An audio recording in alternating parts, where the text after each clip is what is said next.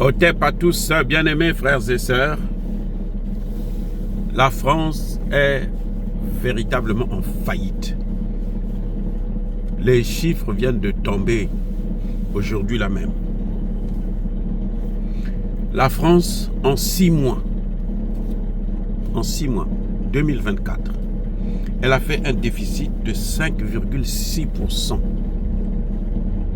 L'année passée, à la même période, les 6 premiers mois, un déficit de 5,1%. Donc, il y a une augmentation de 0,5% en 2024. Maintenant, 2025, les prévisions sont en train de donner un déficit de 6,2% en 2025. Donc, ça dit que le déclin de la France est en train de mourir. À force de venir piller en Afrique et que les Africains sont en train de fermer les portes petit à petit. Et il y a des vrais investisseurs qui sont en train de venir mettre de l'argent pour acheter les matières premières. Même si on a encore un problème de mauvaise gestion, la France est en train de payer le prix cher. 5,6%, c'est l'équivalent de 15 milliards de dollars de déficit en 6 mois. Or, la France a besoin en ce moment de 300 milliards de dollars pour terminer l'année. Elle doit s'endetter sur le marché international. Mais la France, 300 milliards d'euros plutôt, pardon, 300 milliards d'euros, donc c'est plus, peut-être 340 ou je ne sais pas combien de milliards de dollars. Sur les 20 pays, d'Europe, la France est le 19e pays en termes de déficit. 19 sur 20 là, 20 pays de l'Union européenne. La France est l'avant-dernier élément. Donc imaginez la situation, comment est-ce qu'elle se passe en France. C'est la faillite totale.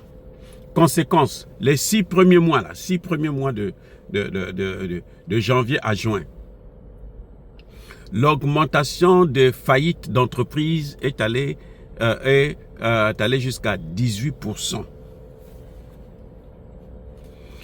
18% d'entreprises en plus qui ont fermé, qui ont déposé la clé sous le paillasson dans les 6 premiers mois de 2024.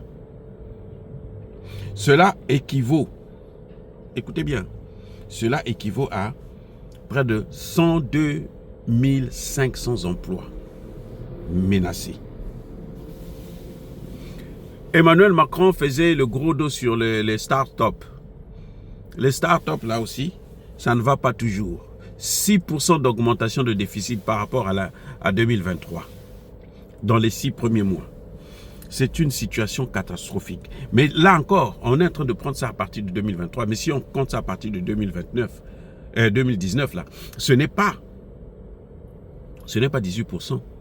C'est plus de 26% d'entreprises, d'augmentation des entreprises qui sont en train de fermer les portes. Alors que en 2021 et 2022, beaucoup d'entreprises ont été créées. Mais vous savez quoi? Parce que Emmanuel Macron avait, quand il a fait la politique de tout ce que ça coûte concernant le Covid, il fallait dépenser comme un fou. Alors, il a proposé des aides aux entreprises. Donc, les entrepreneurs venaient maintenant créer des entreprises rien que pour prendre ces aides. C'est ce que eux-mêmes, ils appellent ça maintenant entreprises zombies. Et au moment où nous parlons, ces entreprises zombies sont en train de fermer les portes. Quand elles ferment les portes, elles ont pris des prêts garantis par l'État. Donc, c'est l'État qui va payer ces prêts-là, au moins à 90%. Donc, la faillite, là, c'est qui est en train de venir, là, dans les années à venir, là. C'est pas petit, hein. C'est pas petit. Maintenant, en ce qui concerne les micro-entreprises, c'est-à-dire les taxis, les motos, les gens qui font le delivery, la livraison, c'est la livraison des enveloppes, des petits colis, ainsi de suite, dans les villes, par exemple, comme Paris ou des grandes villes. Là, dans les micro-entreprises, là, la faillite a augmenté à 121%. Donc, c'est la catastrophe totale. Maintenant, les petites et moyennes entreprises, elles ne sont pas en reste. Augmentation des entreprises qui déposent le bilan. 122% par rapport à 2023. 122%. Donc, c'est une situation. Aujourd'hui, je vous rappelle que la France est maintenant sous tutelle de l'Union européenne. Parce que la France a des déficits qui sont excessifs.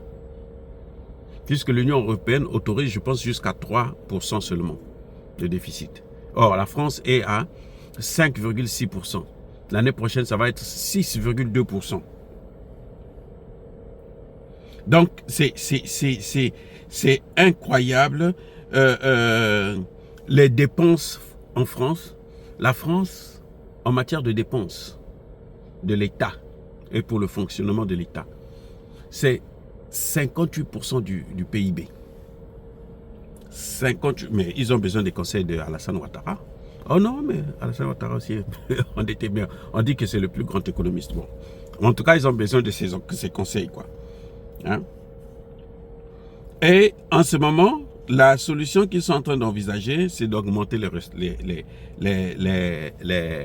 recettes, plutôt les impôts. La France est le premier pays au monde en matière de dépenses budgétaires. Le premier pays au monde. Et la France est déjà, ils veulent augmenter les impôts. Mais je vous rappelle aussi que la France est le premier pays au monde en matière d'augmentation d'impôts.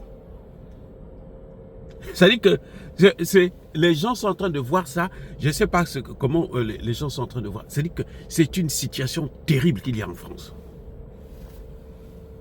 Sur le plan institutionnel, Macron est en train de faire un coup d'État. Ça fait maintenant plusieurs mois, il n'a pas encore un gouvernement. Et on se demande même s'il aura un gouvernement d'ici là. C'est horrible, c'est catastrophique, c'est insoutenable. C'est la situation que la France a. Et ce sont les mêmes Français qui viennent nous apprendre, nous donner des leçons, nous, en Afrique. Maintenant, venez. Où les Africains, les dirigeants africains, là, qui comptent sur la France, investissement. Comment ils vont investir alors qu'ils sont eux-mêmes endettés? Ils sont endettés, super endettés. Comment voulez-vous que des pays qui ont une dette aussi énorme, les pays qui n'arrivent pas à contrôler le déficit budgétaire, et ça ne fait pas, c'est pas la première année, hein. Ça fait plusieurs années, ça fait au moins 15 ans que la France est en déficit budgétaire permanent. Avant, ce n'était pas aussi grave que depuis que Macron est là. Parce que depuis que Macron est là, les choses se sont aggravées. Macron, à lui seul, a augmenté la dette de la France de plus de 1000 milliards de dollars. Et la dette totale de la France est aujourd'hui à 3000 milliards de dollars. Je vous ai dit, les 6 prochains mois, là, elle a besoin de 300 milliards de dollars pour couvrir les dépenses de l'État. Le fonctionnement, payer les salaires, ainsi de suite. La France est un État en faillite. Ceux qui croyaient que la France avait le droit de venir nous donner des leçons, la France elle-même est mal gérée et mal gouvernée. C'est un pays en difficulté, en extrême difficulté. C'est pour ça que vous voyez qu'elle veut maintenant aller faire des guerres partout en Afrique. Elle veut faire des guerres au Mali, au Niger, au Burkina Faso, au Centrafrique, un peu partout. Mais ça ne marchera pas. Ce n'est pas ça qui va relever le défi. Ils ne pourront plus venir nous occuper. Non, c'est fini. Parce que nous ne leur appartenons pas. Nous appartenons à Dieu et à l'Afrique. Les Africains. L'Afrique aux Africains. Et les Africains à l'Afrique. Voilà ce qu'il y a. Oh, bien aimés frères et sœurs, dire cela, c'est inciter à la haine ou à la violence. Non, il y a pas colère. Soyez bénis, abondamment bénis par le Dieu des Kémites et par nos ancêtres évangélisés. Vive l'Afrique éternelle, j'ai dit et j'assume.